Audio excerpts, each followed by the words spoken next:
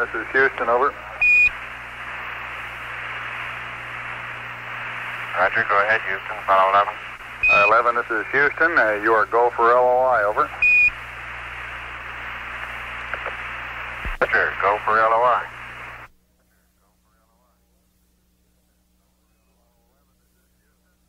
Apollo 11, this is Houston. All your systems are looking good going around the corner. We'll see you on the other side, over. Roger. Everything looks okay up here. Roger, out. And we've had loss of signal as Apollo 11 goes behind the moon.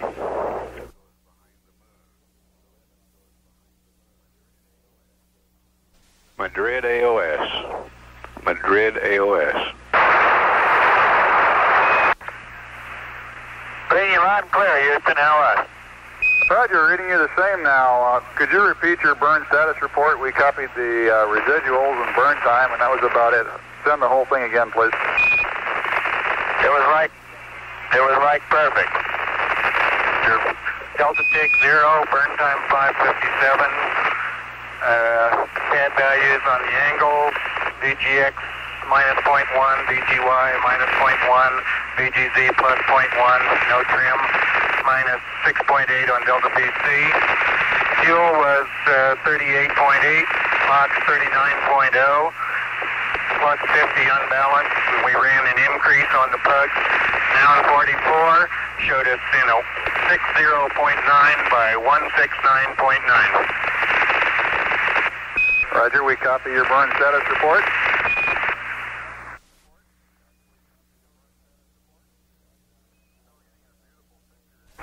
So we're getting a beautiful picture in down here now, 11. The color's coming in quite clearly, and we can see the horizon and the relative blackness of space. And without getting into the question of grays and browns, it looks, at least on our monitor, sort of a brownish gray. That's a good way of describing it. It appears to me as though it made a difference just sitting back in the tunnel and gazing at all windows. It makes a difference which one you're looking out of.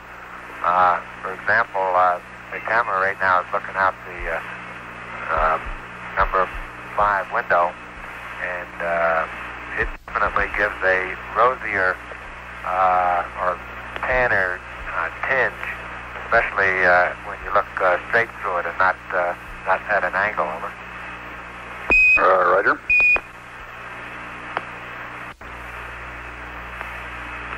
Yeah, the crater that's in the center of the screen now is Webb. We'd be looking straight down on it at about 6 minutes before power descent. It has a relatively flat bottom to the crater, and you can see maybe 2 or 3 craters that are in the bottom of it. On the western wall, the wall that's now nearest to the camera, or near the bottom of the screen, we can see a dimpled crater just on the outside. And then coming back toward the bottom of the screen and to the left, you can see a series of depressions. It's this type of connected craters that give us most interest to discover why they're in the particular patterns that they're in. I'll zoom the camera in and try and give you a little closer look at this. Roger, we're observing the dimple crater now. The central peak that we can see on the orbiter photos doesn't seem to stand out very well here. Well, they're not central peaks, they're depressions in the center. Roger. Eagle, Houston, we look good through the 210 on this mode. We're going to shift data select to an 85-foot dish to see what we got, and then we'll be back through to you on the 210. If you'll stand by a couple of minutes in this mode, we'll be back with you. Over. Roger, Eagle, standing by. This is Apollo Control, Houston. 83 hours, 21 minutes now into the flight. Meanwhile, aboard the Eagle, apparently Buzz Aldrin and Neil Armstrong, although Buzz is doing most of the comm check at this time.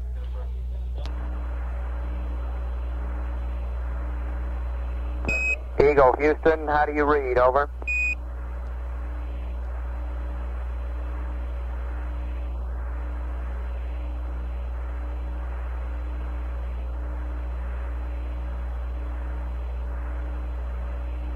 Houston Eagle, read you loud and clear, over. Roger, we're reading you 5 by. We got the voice good through the 85. The telemetry is in and out through the 85. Stand by, we'll be back to you with you through the 210, over.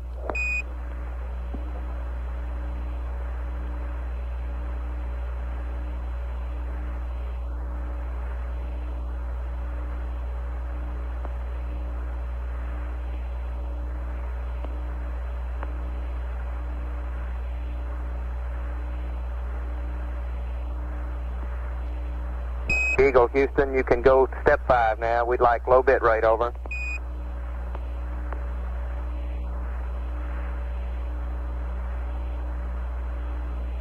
Houston Eagle, you have low bit rate. Roger, copy, Eagle. Yeah.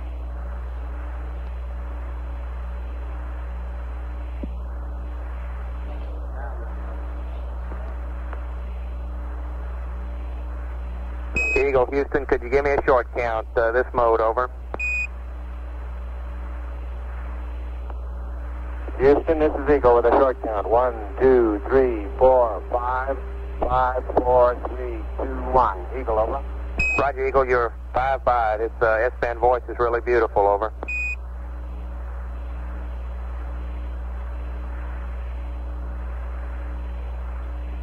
And Eagle, Houston, we'll be standing by in this mode for a minute or so. We'll be back with you if you'll just stand by, over.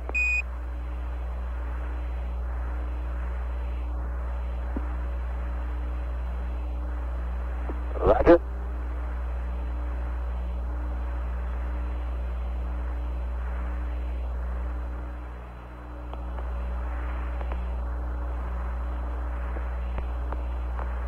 Eagle, this is Houston, coming through the 210. How do you read, over?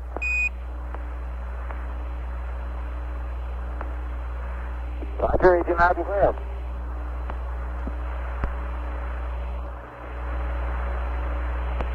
Eagle, this is Houston. We're happy with all our data in all modes. You can power down the comm now, over. Roger, understand. Eagle will power down the comm. And we're just approaching 27 volts now. It looks like we won't have to bother with the high taps. Right. Powering down, out. Roger, copy, out. Houston, we got a TEI 11 pad for you. And an update on the water dump, over. Stand by when you... Are you through with the disky? That's firm, over. Okay.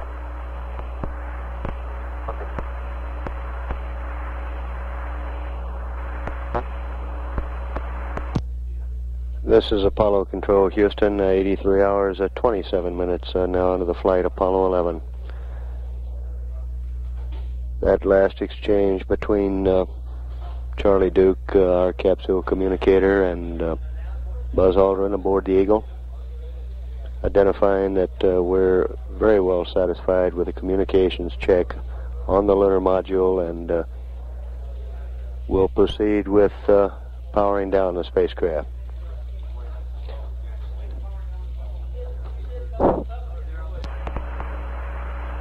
At 83 hours, 27 minutes, we now read an altitude of 54.3 nautical miles, a velocity of 5,376 feet per second. And this is Apollo Control, Houston. Houston, Columbia, ready to copy TEI 11, over. Right, Columbia, here we come with the TEI 11. SPS GNN 37200 minus 060 plus 047. Now 33.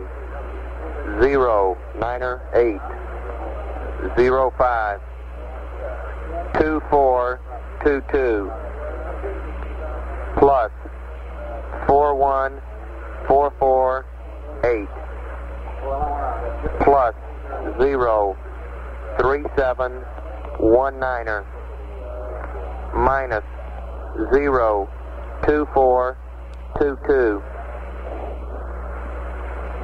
Roll is NA. Pitch 020.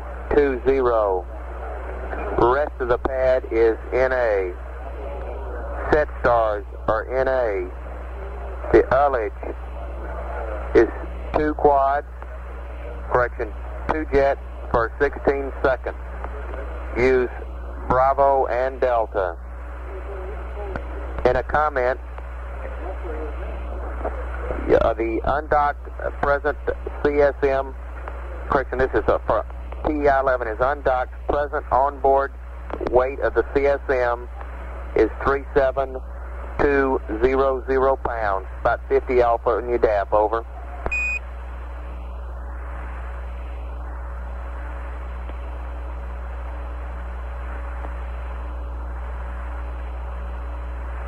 All right, I read back. TEI-11, FPS GNN 37200, minus 060, plus 047, plus 098, 05, 2422, plus 41448, plus 03719, minus 02422. NA 020, rest of pad NA. Ullage 2 jet for 16 seconds, quad B and D. Undocked. Present CSM weight is okay in the depth. Roger, 11, and we'd like you to do a wastewater dump at 84 hours down to 25%, over.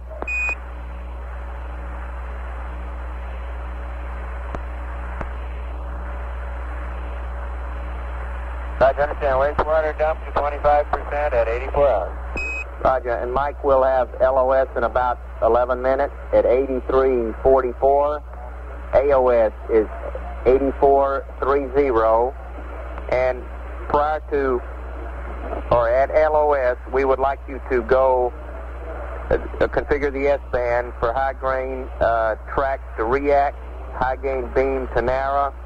Let's try that to see if we can get an automatic react at the next AOS, over. All right, good idea. That was Mike Collins aboard Columbia, taking down a maneuver pad. Rod.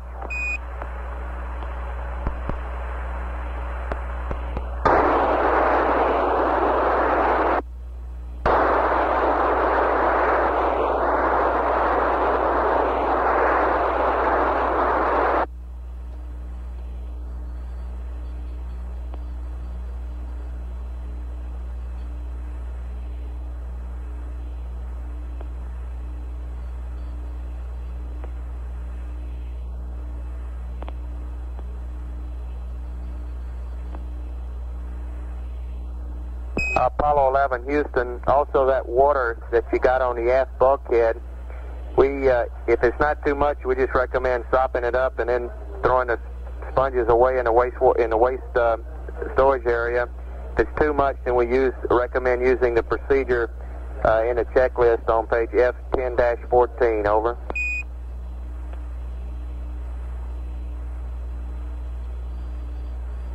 All right, thank you.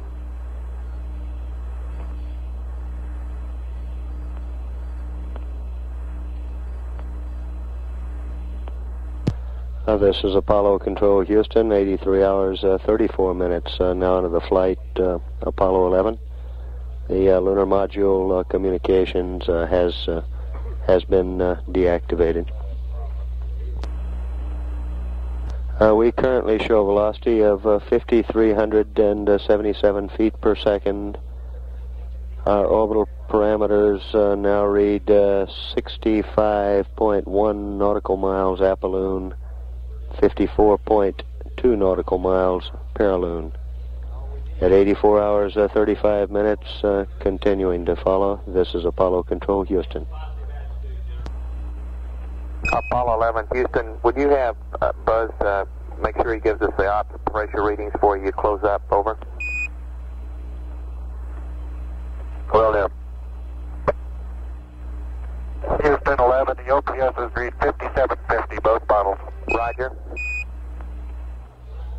This is Apollo Control Houston, 83 hours 38 minutes, Apollo 11 now on CSM power. This is Apollo Control Houston, 83 hours 40 minutes, now into the flight Apollo 11. We're less than 4 minutes away now from time of loss of signal with the Apollo 11 spacecraft.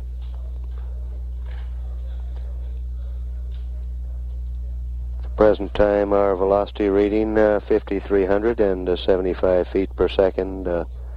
Our total weight in orbit at this time reading 70,502 pounds. Our orbital parameters, apolloon 65.1 nautical miles, paraloon 54.2 nautical miles. This is Apollo Control Houston.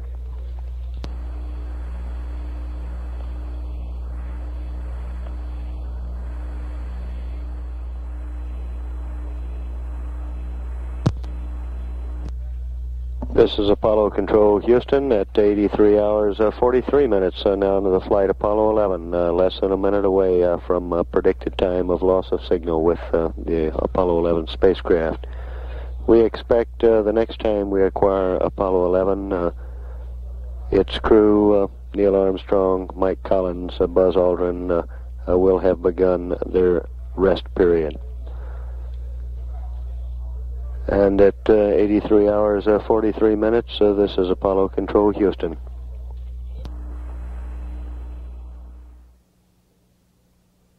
Has passed out of range with the ground, traversing now over the far side of the moon. During this pass, we had an extremely successful communications checkout with the lunar module, using its code name for the first time, its code name the Eagle. Buzz Aldrin performed the counting tasks in concert with Charlie Duke, the capsule communicator here on the ground, and at times Buzz's voice we noted considerable enthusiasm for the way things are going. And at times Charlie Duke shared that enthusiasm. And its maiden checkout in communications, the lunar module Eagle, looked good. At 83 hours 45 minutes, this is Apollo Control Houston.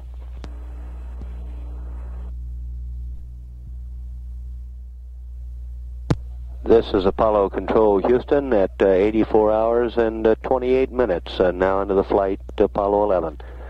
We're less than 2 minutes away now from our scheduled time of acquisition with Apollo 11. Meanwhile, in Mission Control Center, astronaut Owen Garriott has now replaced Charlie Duke as our capsule communicator. We expect that some final advisories will be passed to the Apollo 11 crew, and final reports such as crew status will be received from Neil Armstrong, Mike Collins, and Buzz Aldrin prior to the start of their sleep period. We're a little over a minute away now from scheduled time of acquisition. We'll continue to keep the line up and continue to monitor. This is Apollo Control Houston.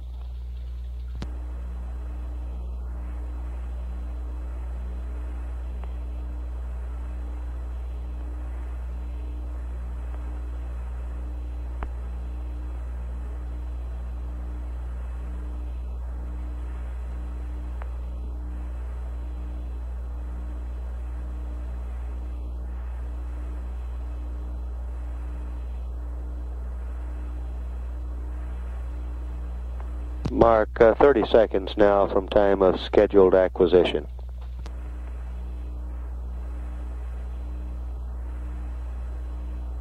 Mark 20 seconds.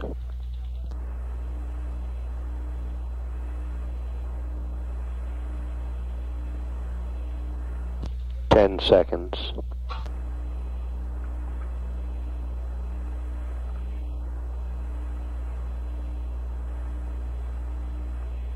We should be acquiring shortly, and we're standing by.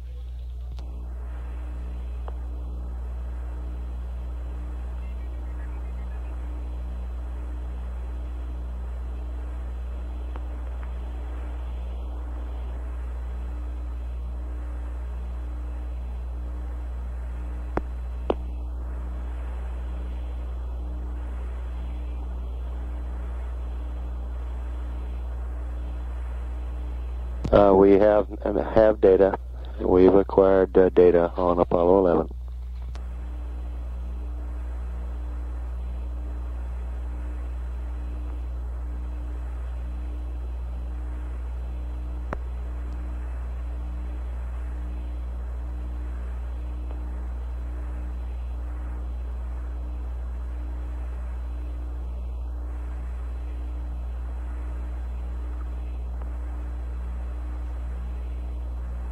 This is Apollo Control Houston, Owen Garriott, getting ready to place a call. Over.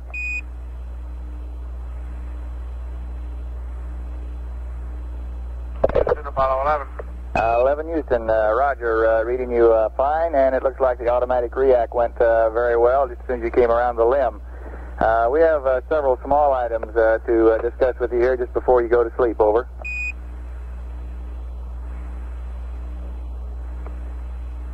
Go ahead, Owen. Okay, 11. First of all, on our LEM systems checks, everything went fine. Would like to remind you, though, tomorrow you may see an ascent pressure light when you activate the MC&W. There should be no problem there, however. You did note that the ox tank pressure was only reading 111 psi, which is normal at this point. But below the level which will trigger your light due to the helium which has been dissolved into the propellant. Over.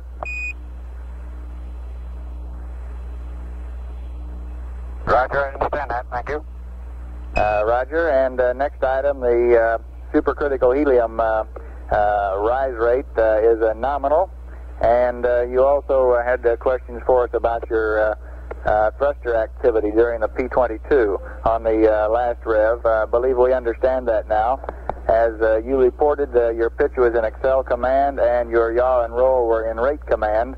As you were firing your pitch thrusters, this will couple rates into your yaw and roll axes, and you were at that time holding only half a degree deadband, and coupling rates into yaw and roll produced the extra firings about the yaw and roll axes. Over.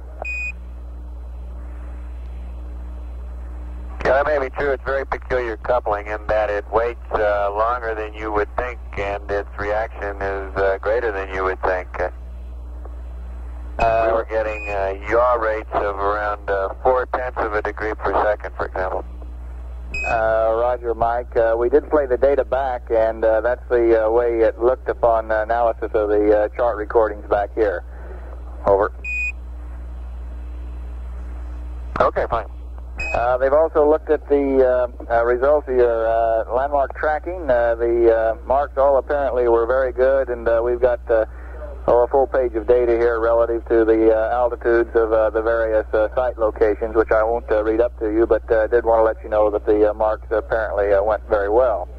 I also have your consumable budgets, particularly your RCS propellant quantities. They're deltas from nominal if you should want them. Your worst quad is quad Charlie, which is 9% low. I'll not read up the others unless you want them. Over. Okay, how about the O2 fuel cell purge? You want that now? I'll have to stand by just a moment.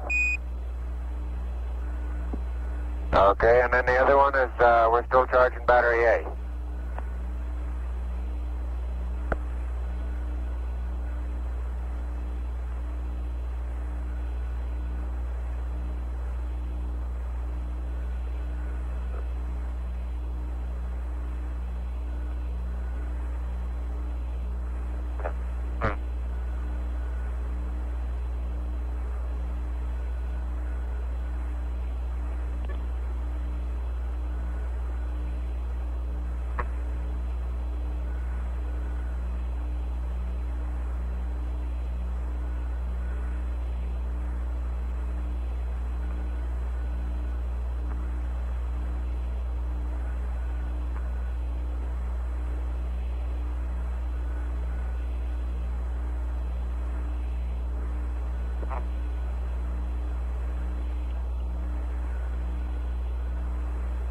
11 Houston. We would like to delay the fuel cell purge until the backside of the moon, and you go ahead and should terminate your battery charge at this time. Over. Okay, I understand. I knew we had another O2 and H2 purge coming up in the morning. I wasn't sure whether you wanted to go through with this one or not. I'll wait until the backside and then do it. That's fine, Buzz. Terminate battery charging now. That's right, and one other systems item here. In order to balance your cryo tanks, would you get your O2 at tank 1 and your H2 tank 2 heaters off? Over.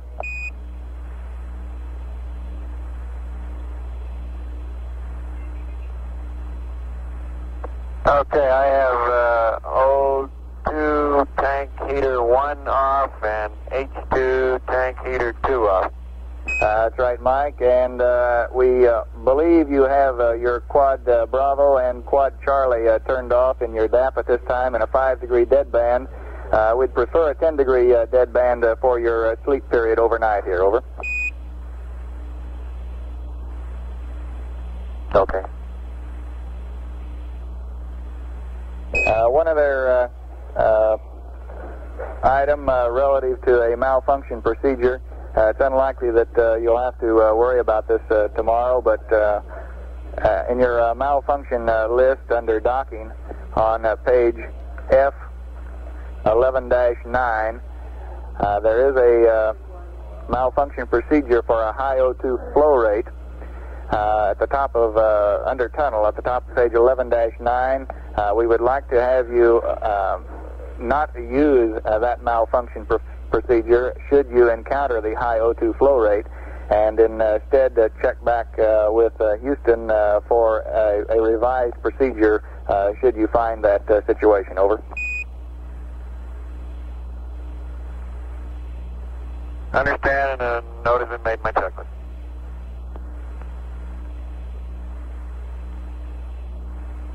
Uh, 11 Houston, Roger. That just about takes care of all the items we have here on the ground before time to hit the FEC, and I guess you will have a pre-sleep check for us before you go to bed.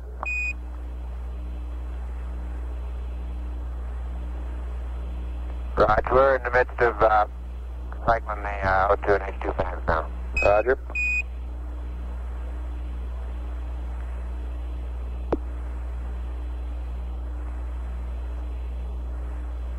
And the radiation is as follows. CDR 11012, CFB 10013, LMP 09015. Negative medication, over. Roger, copy 11.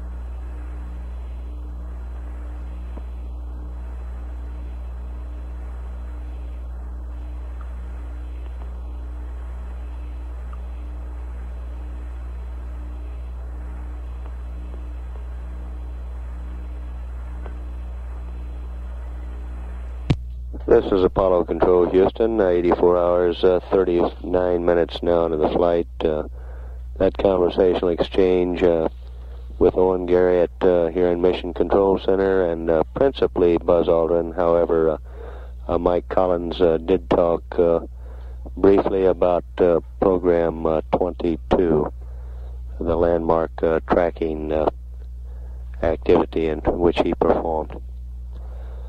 At 84 hours, 40 minutes, this is Apollo Control, Houston.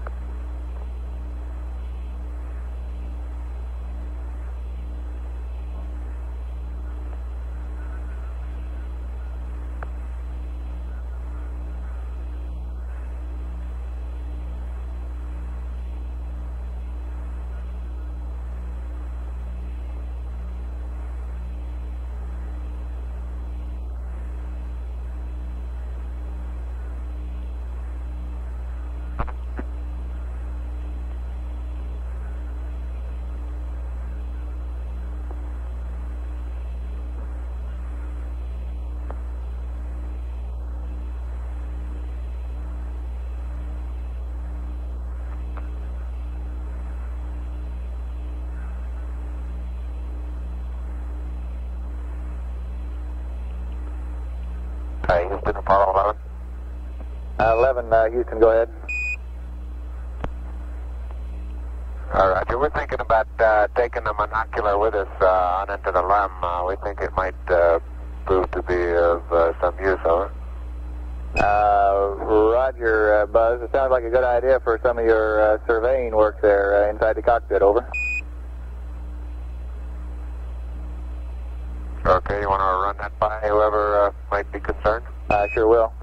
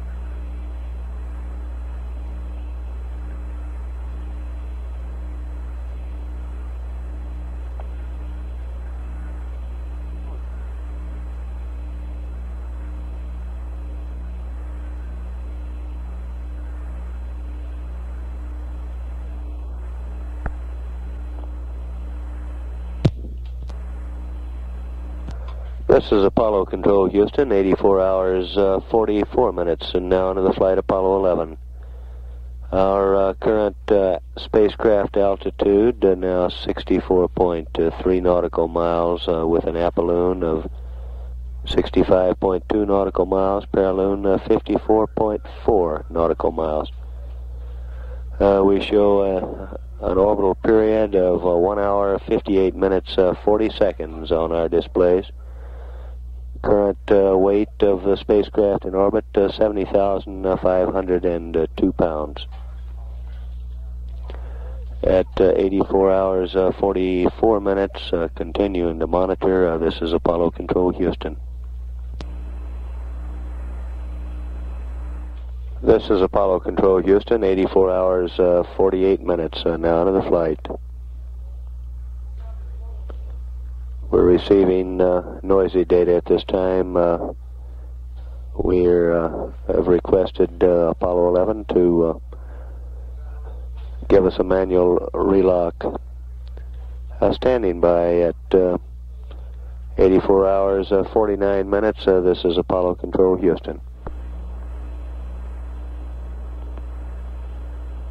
Houston, Apollo 11, how do you read now? 11, Houston, loud and clear this time. How many? Loud and clear. You faded out on your last transmission, over. Roger, are you in wide beam now? Negative, I got you locked back on again, reacting now. Roger, that's what we want. We want to stay in narrow, and we're a little puzzled about why we lost you here a few minutes ago. Do you have any ideas?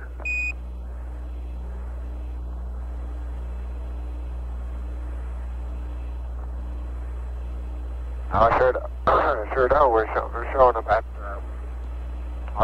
15 degrees plus pitch and about 270. That ought to be good and clear. We concur there. We still don't have any good ideas on why we were lost.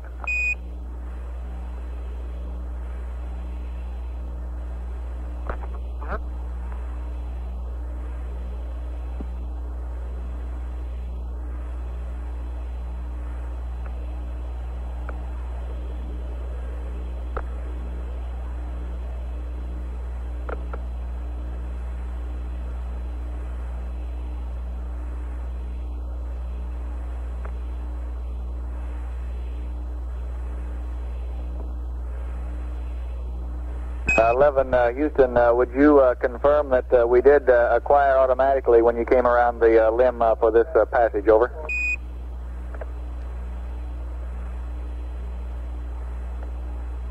That's confirmed.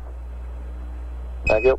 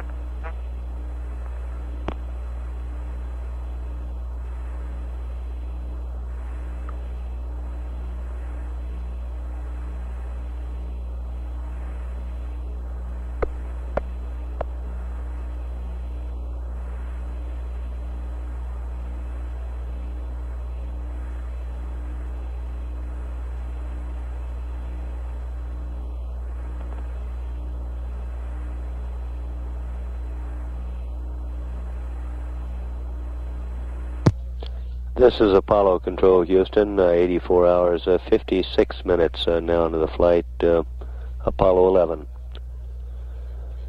Our current apoloon, 65.1 nautical miles, current paraloon, 54.3 nautical miles.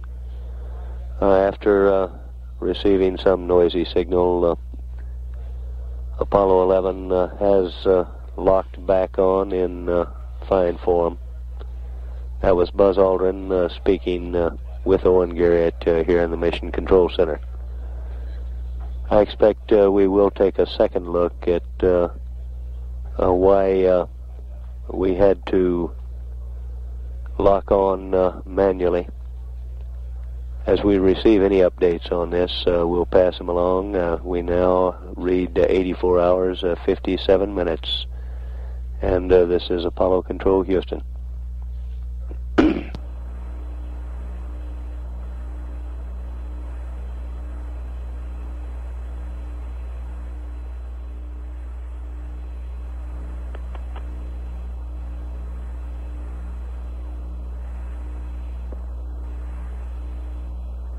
Apollo 11, Houston, over. Houston, Apollo 11. 11, Houston, on your auto RCS select switches, we show Quad Bravo disabled, but Quad Charlie only partially disabled. Charlie 3, I believe, is the only one you have selected off. Is that correct?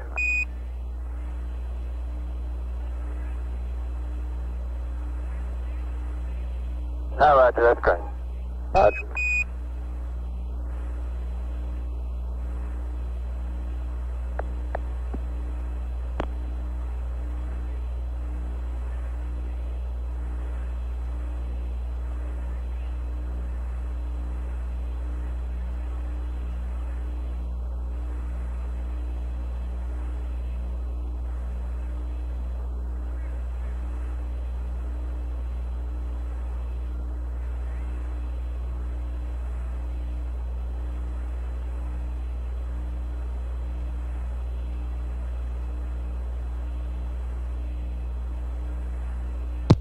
This is Apollo Control, Houston, 85 hours, 5 minutes. Now into the flight, Apollo 11.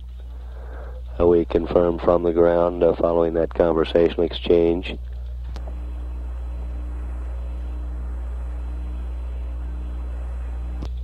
As was pointed out... we see them all disabled at this time. Thank you. As was pointed out, RCS Quad Charlie is now disabled.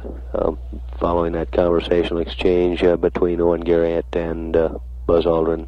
Buzz, the lunar module pilot, apparently quite obviously still awake. 85 hours, 7 minutes now into the flight, Apollo 11, continuing to monitor. This is Apollo Control, Houston.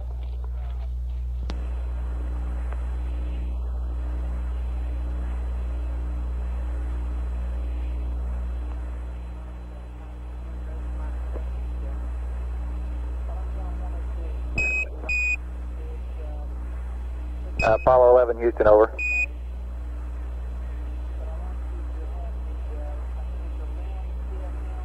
Go ahead, Houston. 11, Houston, we're going to try to check out this ability to automatically reacquire on the S-band.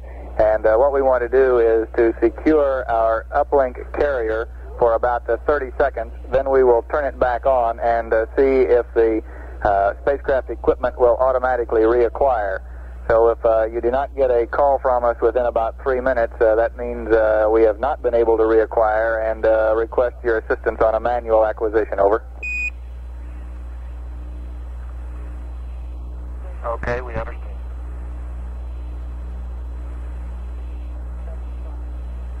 11, Houston, we also appreciate if you will note the angles that the antenna tracks through in its attempt to reacquire. Over.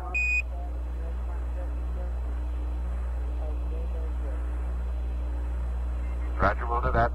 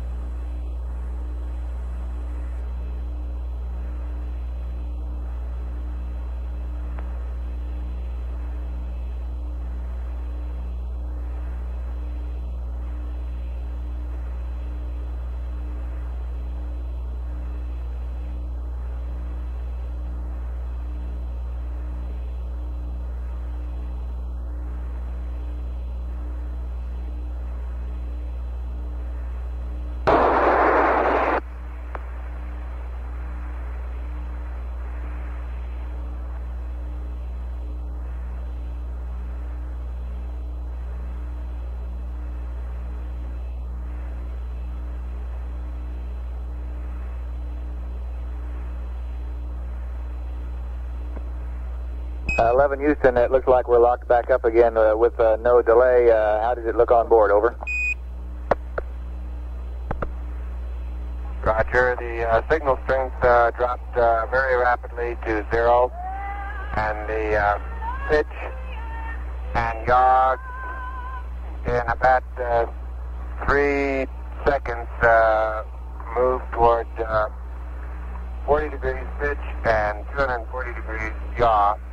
Right now, they're setting on about 15 degrees pitch and about 265 degrees yaw. So they didn't move very far, about 30 degrees apiece. And then they picked right back on up again. Over. Roger. Some of the luckiest people in the background there. We copied your pitch and yaw angles.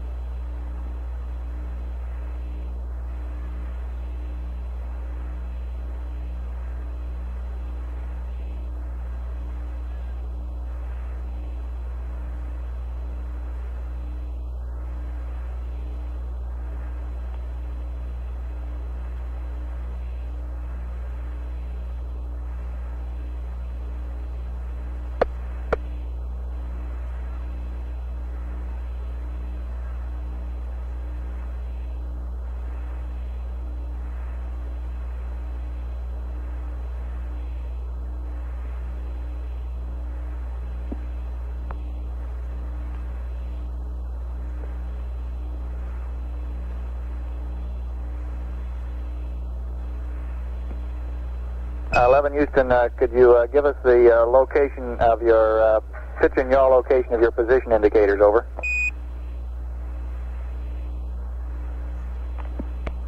Roger. They're the same position as the antenna right now, plus 15 degrees pitch and now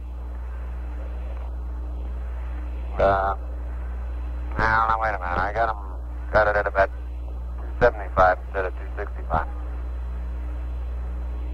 Okay, thank you.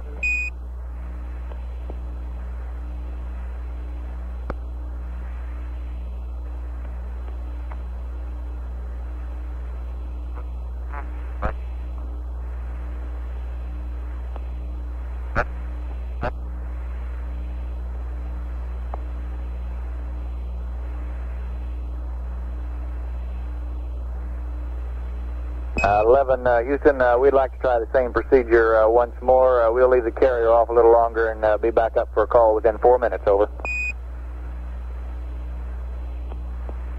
Okay.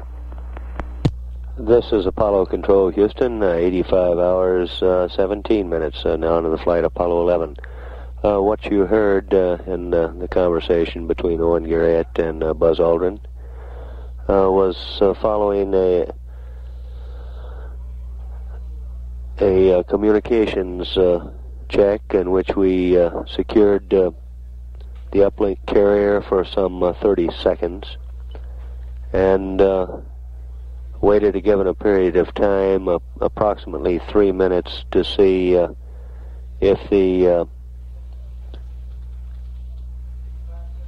spacecraft would reacquire. We appeared to reacquire in fine form on this first test. We will repeat it, this test a second time, delaying approximately 4 minutes before we place a call to Apollo 11. At 85 hours 17 minutes, we currently read an altitude, spacecraft altitude of 56.1 nautical miles. Present velocity shows 5,367 feet per second. An apolloon 65 nautical miles, paraloon 54.4 nautical miles. Present weight in orbit remains a static 70,502 pounds. Present time in orbit, as shown on our displays, 1 hour, 58 minutes, 40 seconds. This is Apollo Control, Houston.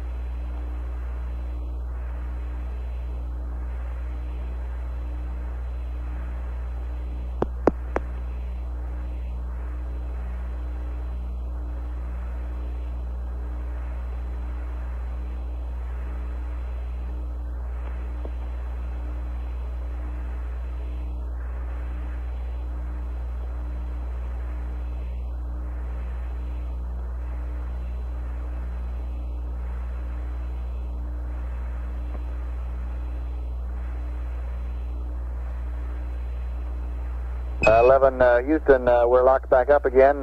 Can you give us a report on how the antenna behaves?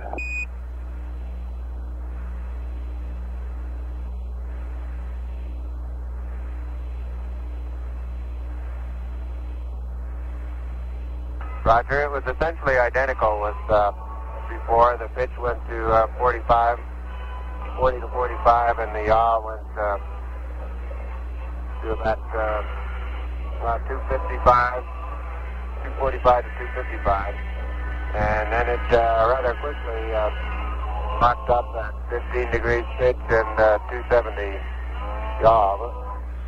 11 Houston, roger your angles, 45 and 255. Do I understand that as soon as the carrier dropped, it went to these angles, or did it only go to these angles after the uplink carrier was re-enabled and the antenna began to hunt to reacquire? Over. Now, as soon as the carrier dropped off, why, it drifted over to those angles and stayed there. And then when it came back up again, why, it hunted around for a while, but didn't get any further off. Gradually brought it on into the angles where it is right now, and then the signal strength would take several jumps as evidently it goes from wide to medium to narrow. Over. 11 Houston, understand. And on another subject, request you zero your optics for the night. Over.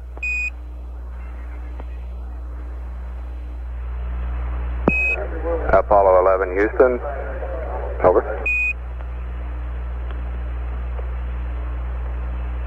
Houston, Apollo 11, go ahead.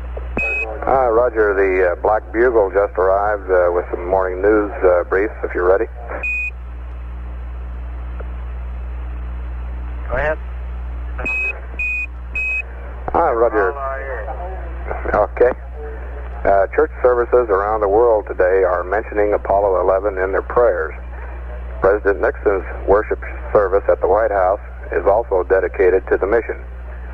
And our fellow astronaut, Frank Borman, is still in there pitching, and we'll read the passage from Genesis, which was read on Apollo 8 last Christmas. The Cabinet and members of Congress, with emphasis on the Senate and House Space Committees, have been invited along with a number of other guests.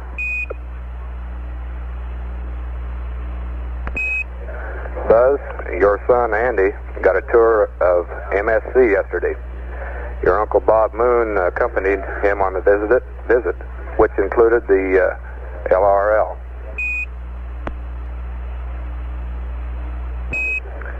Among the Among the large headlines concerning Apollo this morning is one asking that you watch for a lovely girl with a big rabbit. An ancient legend says a beautiful Chinese girl called Chang'o has been living there for 4,000 years.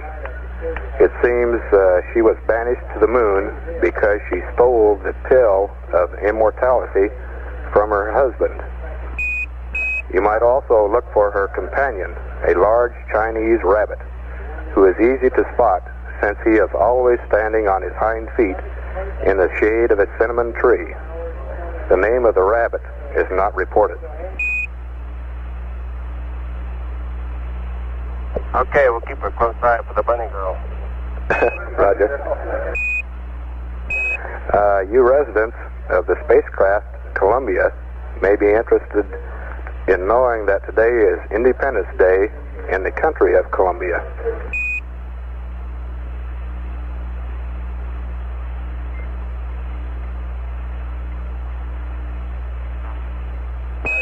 Gloria Diaz of the Philippines was crowned Miss Universe last night.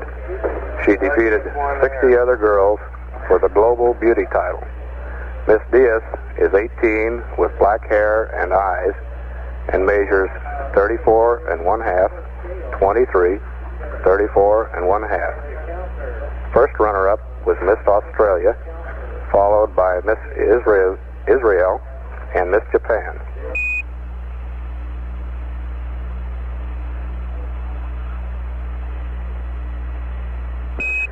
While you're on your way back Tuesday night, the American and National League All-Stars will be playing ball in Washington. Mel Stottlemyre of the Yankees is expected to be the American League's first pitcher. No one is predicting who will be first pitcher for the National League yet. They have 9 on the roster.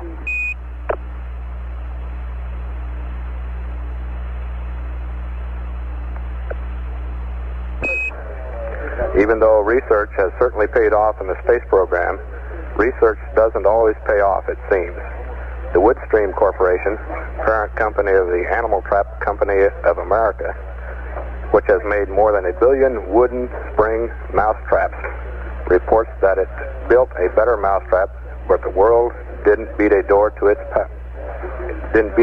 to its door. As a matter of fact, the company had to go back to the old-fashioned kind. They said we should have spent more time researching housewives and less time researching mice.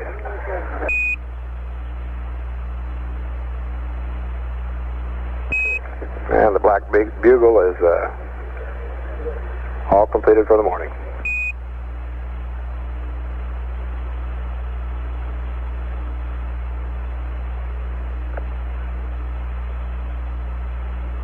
Thank you very much. We appreciate the news.